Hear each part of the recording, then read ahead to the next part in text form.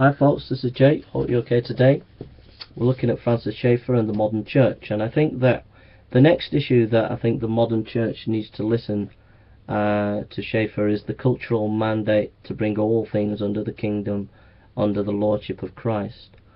Schaeffer brought philosophy under the lordship of Christ. He brought poetry and literature under the lordship of Christ, and I think that if you're a writer, a playwright, a philosopher, and you're a Christian, that being a preacher doesn't mean you're being super spiritual or you're being committed to the kingdom, but just being a philosopher in the university for Christ, or being a poet for Christ, or being a playwright for Christ, and bringing your artistic or academic achievement under the lordship of Christ, and trying to be the best philosopher you can for Jesus, or the best writer for Jesus, or whatever work God has called you to do, whether it be an engineer or a nurse or a teacher.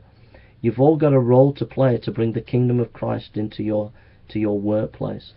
And Schaeffer wasn't afraid to engage with the world intellectually and culturally. He wasn't afraid to talk to the poets. He wasn't afraid to talk to the writers.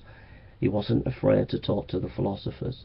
And I would encourage you to go into all the world and make disciples in your area, in your discipline that God has called you. If you're a sociologist or a psychologist or a psychiatrist, how does your faith fit in and work in your profession? And how can you bring Christ into an influence in your culture?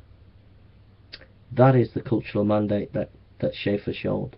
And it was a wonderful example of real thinking, and bold thinking at that.